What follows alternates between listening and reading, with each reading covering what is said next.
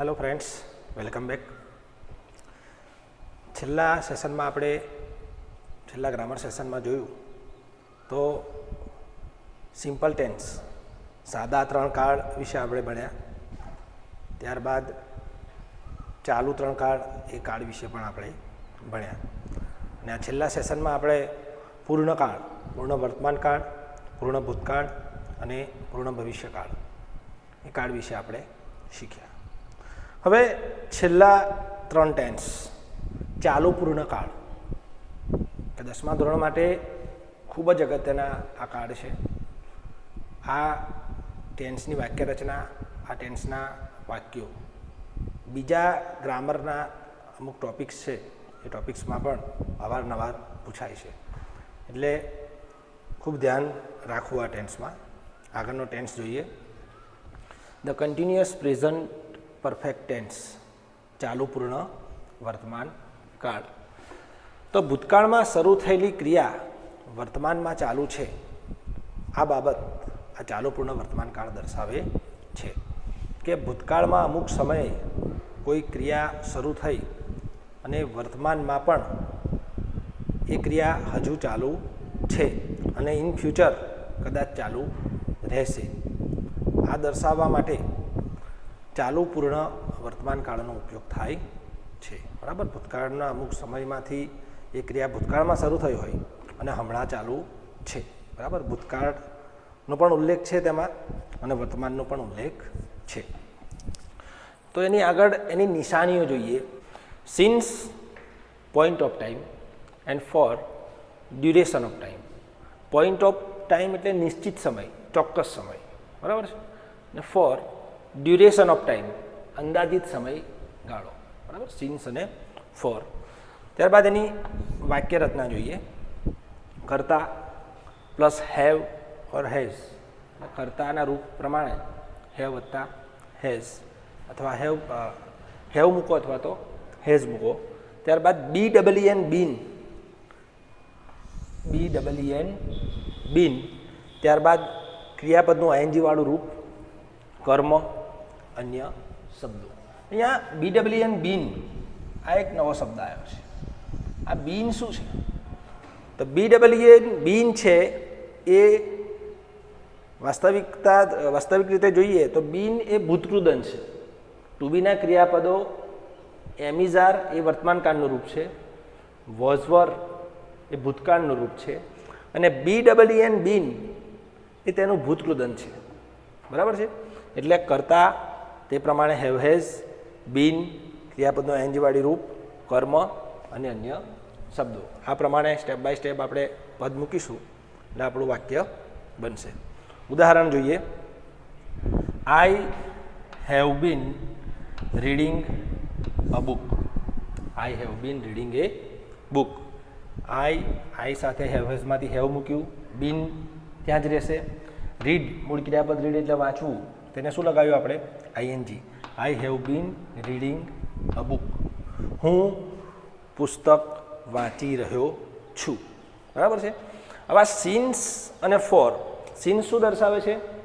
નિશ્ચિત સમય. ફોર શું દર્શાવે છે? અંદાજિત સમયગાળો. હવે સિન્સ અને ફોરનો ઉપયોગ કરીને આપણે વાક્ય જોઈએ. આ આપણું વાક્ય ચાલુ પૂર્ણ વર્તમાન કાળનું થયું. બરાબર, આઈ have been reading a book. આ વાક્ય પૂરું થયું. આ વાક્ય પણ આપણું સાચું. પરંતુ સિન્સ અને ફોરની મદદથી પણ વાક્યો આમાં બને છે. જોઈએ. We have been playing cricket. We have been playing cricket since morning. સવારનો સમય નિશ્ચિત હોય છે. બરાબર, એટલે સિન્સ મોર્નિંગ કે અમે સવારથી ક્રિકેટ રમી રહ્યા છીએ. ખ્યાલ આવ્યો? સવારથી, સવારમાં ક્રિયા ચાલુ થઈ અને હજી સુધી ચાલુ છે. We have been playing cricket since morning. અમે સવારથી ક્રિકેટ રમી રહ્યા છીએ. ઓકે. એ જ પ્રમાણે FOR, for. Hitesh has been sleeping for 10 hours. Hitesh has been sleeping for 10 hours. કે હિતેશ 10 કલાકથી સૂઈ રહ્યો છે. ફોર 10 hours એટલે અંદાજિત 10 કલાકથી તે સૂઈ રહ્યો છે. હમણાં પણ તે સૂઈ રહ્યો છે. બરાબર. હમણાં તેના સૂઈ રહેવાની ક્રિયા ચાલુ છે, બટ પાસ્ટમાં ભૂતકાળમાં તે અમુક સમયે સૂઈ ગયો હતો, એટલે ફોર 10 અવર્સ કે 10 કલાકથી અંદાજિત 10 કલાકથી હિતેશ સૂઈ રહ્યો છે. ચોથું વાક્ય છે Smita has been reading a book since 9 o'clock. Smita has been reading a book since 9 o'clock, કે 9 વાગ્યાથી સ્મિતા ચોપડી વાંચી રહી છે. 9 વાગ્યાથી તેણે પુસ્તક વાંચવાનું શરૂઆત કર્યું, હમણાં સુધી તેના વાંચવાની ક્રિયા ચાલુ છે. ઓકે મિત્રો, તો હવે પોઈન્ટ ઓફ ટાઈમ અને ડ્યુરેશન ઓફ ટાઈમ, એટલે કે નિશ્ચિત સમય અને અંદાજિત સમય, સિન્સ અને ફોર, એને આપણે સમજવાનો પ્રયત્ન કરીએ. તો point of time, since, duration of time, for. Okay, તો જુઓ અહીંયા કયા શબ્દોમાં તમે સિન્સ વાપરી શકો અને કયા શબ્દો સાથે તમે ફોર વાપરી શકો. બરાબર, કયા શબ્દો સાથે તમે ફોર વાપરી શકો એ માટે એક ટેબલ આપેલું છે. તો પોઈન્ટ ઓફ ટાઈમ નિશ્ચિત સમય એના માટે સિન્સ વપરાય છે. તો સિન્સ મોર્નિંગ, સવારથી સિન્સ મોર્નિંગ. સિન્સ 2008 કોઈ સાલ આપેલી હોય તો ત્યાં સિન્સ વપરાય છે.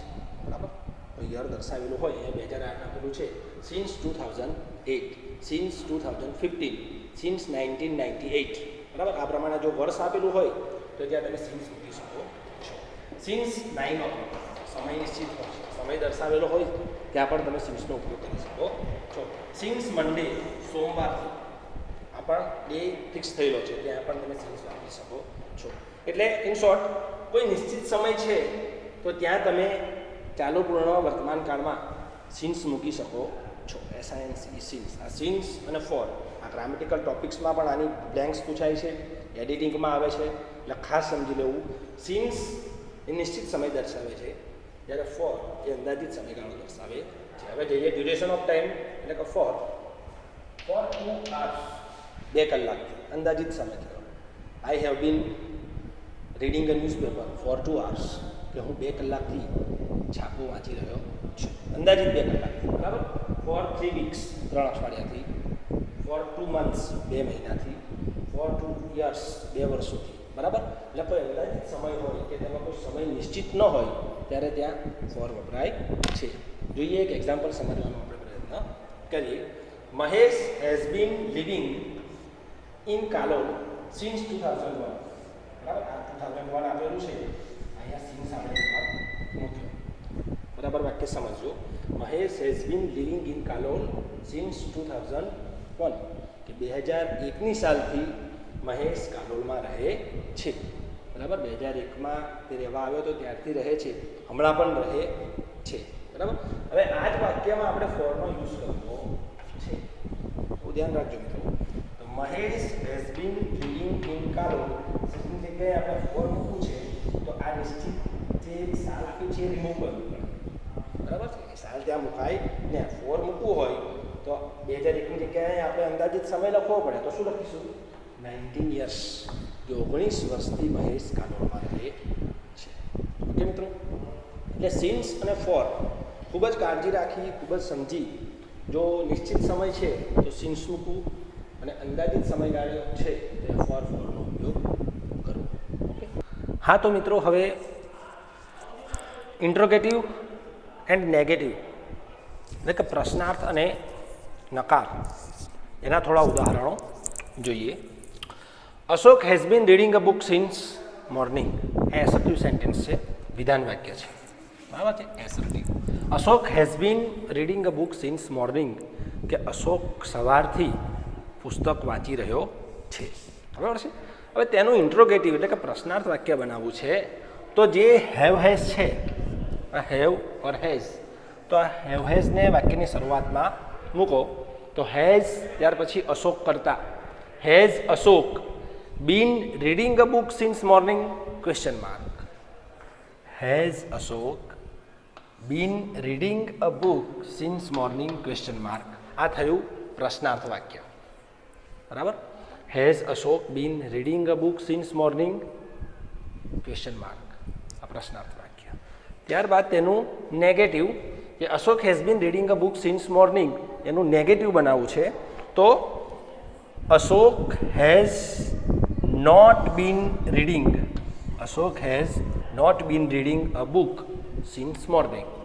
બરાબર, Ashok has not been reading a book since morning. ખાસ ધ્યાન રાખવું, હેઝ નોટ બીન, હેઝ અને બીનની વચ્ચે નોટ મૂકવાનું છે. બરાબર, અશોક હેઝ બીન નોટ નહીં, Ashok has not been reading a book since morning. Ashok has not been reading a book since morning.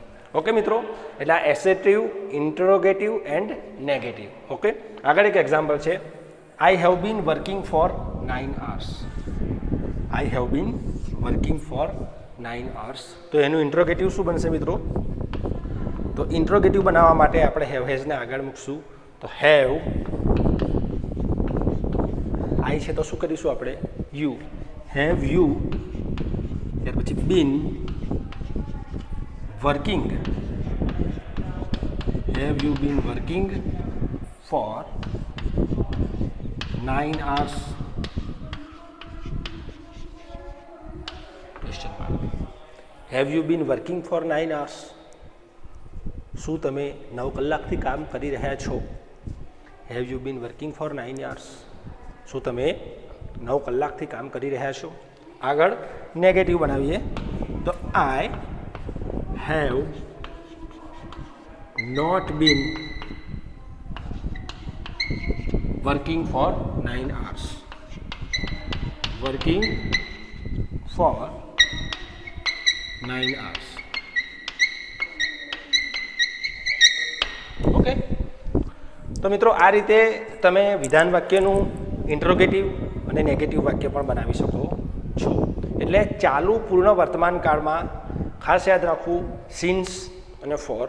Since નિશ્ચિત સમય દર્શાવે છે, ફોર એ અંદાજિત સમય દર્શાવે છે. કોઈ નિશ્ચિત સમય આપેલો હોય તો તે સિન્સથી જોડવું, જો અંદાજિત સમય આપેલો હોય ત્યાં ફોરનો ઉપયોગ કરવો. ઓકે મિત્રો, ઓકે મિત્રો, તો ચાલુ પૂર્ણ વર્તમાન કાળ બાદ હવે next tense, the continuous past perfect tense, ચાલુ પૂર્ણ ભૂતકાળ. ચાલુ પૂર્ણ ભૂતકાળ, તો તેની રચના જોઈએ. Had plus been plus ING form. Had, been, ક્રિયાપદનું આઈએનજી વાળું રૂપ. ચાલુ પૂર્ણ વર્તમાન કાળમાં શું હતું? Have has plus been plus ING વાળું રૂપ. ચાલુ પૂર્ણ ભૂતકાળ હેડ, બીન, આઈએનજી વાળું રૂપ. ઓકે, ઉદાહરણ આપ્યું છે જુઓ. Roshan had been playing with my friends for 3 hours. બરાબર છે. હવે અહીંયા સુધીની રચના તો આપણે ચાલુ પૂર્ણ વર્તમાન કાળ સમાન જ છે, જસ્ટ અહીંયા હેડ આવ્યું. બરાબર, Roshan had been playing with my friends for 3 hours. હવે ચાલુ પૂર્ણ ભૂતકાળમાં વેન અને બિફોરની મદદથી બીજું વાક્ય જોડાયેલું હોય છે. બરાબર છે. એક ચાલુ પૂર્ણ ભૂતકાળનું વાક્ય અને બીજું વેન અથવા બિફોરની મદદથી સાદા ભૂતકાળનું વાક્ય આ ચાલુ પૂર્ણ ભૂતકાળમાં જોડાયેલું હોય છે.